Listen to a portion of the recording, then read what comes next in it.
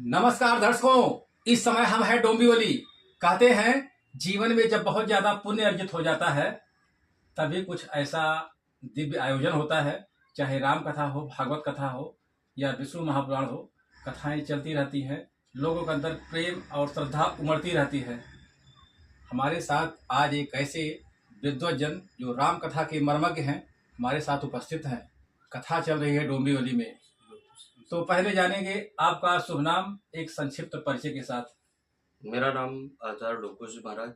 मैं श्री राम अयोध्या से आया हूँ और जन जन में श्री राम कथा श्रीमद् भागवत कथा के माध्यम से सनातन धर्म से जोड़ने का मेरा प्रयास जारी है। बिल्कुल बिल्कुल, सनातन धर्म से जोड़ने का प्रयास जारी है। कहते हैं सनातन धर्मो रक्षति रक्षिता। जब बात सनातन की आती है तो हमें हिंदुत्व की याद आती है, और हिंदुत्व से जुड़ा जो भी कथाएं, जो पौराणिक कथाएं होती हैं, कहीं ना कहीं हमें कुछ ना कुछ मैसेज देती हैं। हमने देखा है कि कथाएं होती हैं, लोग आते भी हैं, सुनते भी हैं, लेकिन उनका अपने जीवन में अनुसरण नहीं करते हैं। गुरु जी, इसका मुख्य कारण क्या है? देखिए, इसका सबसे बड़ा कारण यह है, वर्तमान में कलयुग का समय तो चल ही रहा है। अयम तो युग धर्मो ही वर्तते कस्य दूषणम। श्रीमद् भागवत महापुराण में स्पष्ट रूप से महात्म्य महर्षि वेदव्यास जी ने लिखा है कि ये युग का प्रभाव है और इस युग के अंतर्गत तमाम प्रकार के कार्यों में लोग व्यस्त रहेंगे, भगवत प्राप्ति के लिए या धर्म कर्म के लिए, कथा प्रवचन के लिए, जब तक के लिए किसी के पास कोई समय नहीं है। जो भी ऐसा कर रहे हैं उन लोगों को एक बार सोचना चाहिए, पलटकर पीछे मुड़ करके देखना चाहिए कि ये मानव जीवन दुर्लभो मानुषो देहो देहिनाम क्षणभंगुरम तत्रापि दुर्लभो मन्ने वैकुंठा प्रिय दर्शनम। मानव देह दुर्लभ है, सिर्फ एक बार मिला है, बार बार मिलने वाला नहीं है। इसलिए सब कुछ त्याग कर सिर्फ और सिर्फ भगवत स्मरण करके भगवत प्राप्ति का ही सर्वोपरि लक्ष्य मान करके कार्य करना चाहिए। बिल्कुल बिल्कुल, भगवत प्रेम जो है उमड़ना चाहिए। बहुत से ऐसे प्रसंग हैं मानस में जो हम और आप जो भी मतलब महाजन सुनते हैं, भक्तजन, तो कहीं ना कहीं अभी एक प्रसंग आता है मायापति। भगवान राम को मायापति कहा जाता है और कलयुग में माया का ही सब प्रभाव है।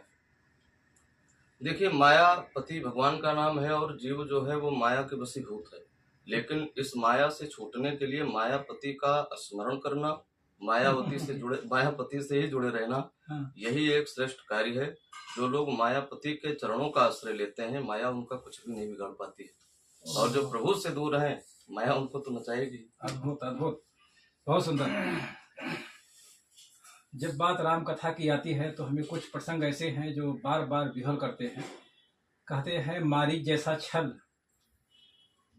छल तो रावण ने भी किया माँ जानकी के साथ, छल मारीच ने भी किया, तो आखिर छल हुआ क्यों?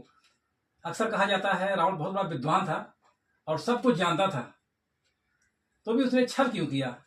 देखिए, श्री रामचरितमानस ग्रंथ जो है और मानस की जो कथा है, प्रभु श्री राम जी का जो चरित्र है वह मानव जीवन के लिए नितांत अनुकरणीय है।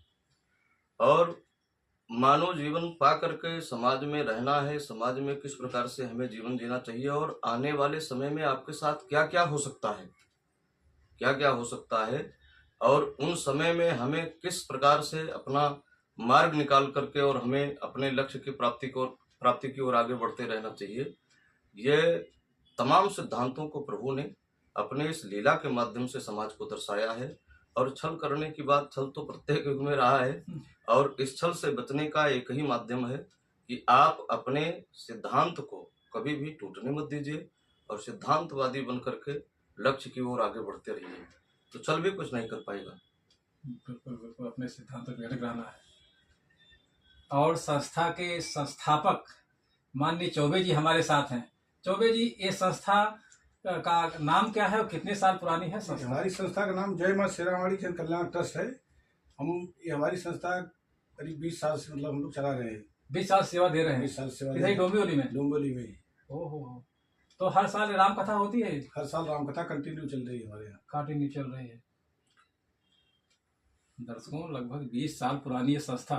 क्या नाम बताइए संस्था का? जय मां शेरावाली जन कल्याण ट्रस्ट। जय मां शेरावाली जन कल्याण ट्रस्ट एक ऐसी संस्था जो लगभग 20 साल से भगवान राम के गुणों की चर्चा में लगे हुए हैं। गुरुजी, अक्सर हमारे सब्सक्राइबर पूछते रहते हैं, कुछ ना कुछ ऐसे प्रसंग उठ जाते हैं कि सबरी जैसा सब्र बहुत कम लोग कर पाते हैं। क्या था उसके अंदर खूबी ऐसा सबरी के अंदर? इतना बड़ा सब्र किया, पूरा जीवन ही पूरा बिता दिया इंतजार में भगवान राम के। देखिए, प्रत्येक प्राणी को धर्म कर्म के लिए सदैव तत्पर रहना चाहिए और कोई ना कोई माध्यम तो बनता ही है।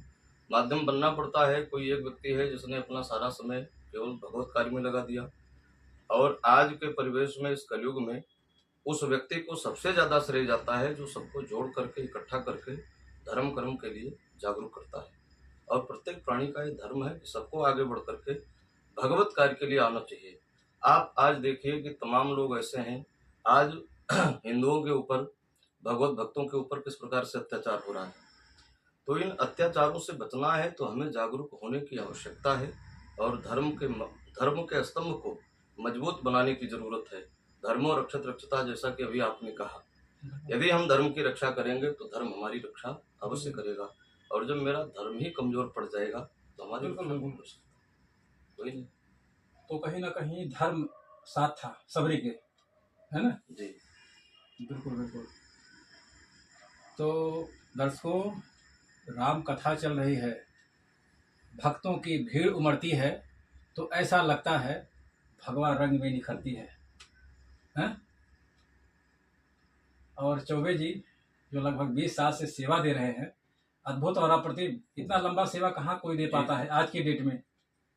और मुंबई जैसे महानगर में, जहाँ लोगों को तनिक भर टाइम नहीं है किसी से बात करने का, और 20 साल से सेवा दे रहे हैं मानस के प्रति।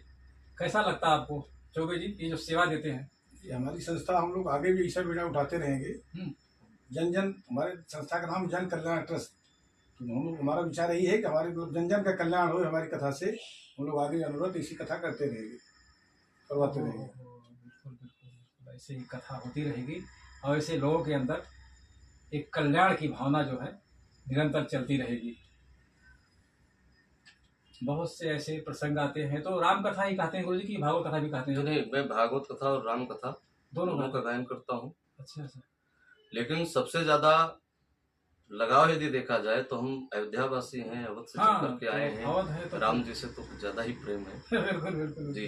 और राम कथा एक ऐसा दर्पण है जो जीव के वास्तविकता का उसे ज्ञान कराता है। जिससे दर्पण क्या करता है, जैसे को तैसे दिखा देना। तो राम कथा प्रत्येक प्राणी को हृदयंगम करना चाहिए और राम कथा से जुड़ करके राम जी के पग चिन्हों पर चलने का संकल्प लेना चाहिए। तमाम ऐसे प्रसंग हैं। एक पुत्र का पिता के प्रति क्या भाव होना चाहिए, एक भाई का भाई के प्रति कैसा प्रेम होना चाहिए, एक पति का पत्नी के प्रति क्या कर्तव्य है, एक पत्नी का पति के प्रति क्या धर्म है, एक माँ का बेटे के प्रति क्या कर्तव्य है, और एक बहू का सासू जी के प्रति क्या कर्तव्य है। इन तमाम बातों का समन्वय है श्री रामचरितमानस ग्रंथ में। और इस कलयुग में रामचरितमानस से बढ़कर के कोई दूसरा सर्वसुलभ साधन नहीं है जो जीव को आसानी से भगवत शरणागति में बिठा दे। तो कहीं ना कहीं शास्त्री जी ये कहा जाए कि जो रामचरितमानस है आधुनिक युग का संविधान है। आधुनिक युग का संविधान है ना। इस बात को सबको स्वीकार करना चाहिए, क्योंकि मानस गोस्वामी जी ने तो स्पष्ट रूप से लिखा है, महात्म्य में ही, प्रारंभ में ही, बालकांड में लिखा, जो यही बार न मानस धोए ते कायर कलिकाल भी गोए। और ये प्राप्त तभी होगा जब आपके पास पुण्य होगा। यह संघट होई जब पुण्य पुराकृत भूरी। जैसे जय मां शेरा वाली जन कल्याण ट्रस्ट के द्वारा 20 वर्ष से यह आयोजन हो रहा है, तो ये सिर्फ धन का प्रभाव नहीं है। ये जो हमारे कार्यकर्तागण हैं, जो इस ट्रस्ट के संस्थापक हैं आदरणीय श्री इंद्रमणि चौबे जी, ये हमें तो लगता है कि बाबा विश्वनाथ की नगरी से हैं। और भगवान विश्वनाथ जी जो हैं वो राम कथा के बहुत प्रेमी हैं। राम भगत कर लक्षण एहू बिन चल विश्वनाथ पद नेहू। तो बाबा की नगरी से आए और यहाँ जन जन में राम कथा का डंका बजा रहे हैं, सबको जोड़ रहे हैं।